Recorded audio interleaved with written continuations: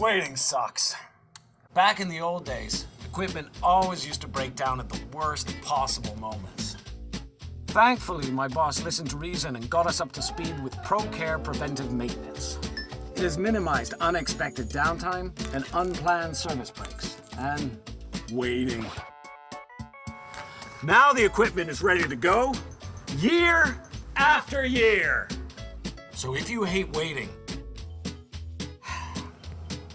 tell your boss that great operators deserve great equipment.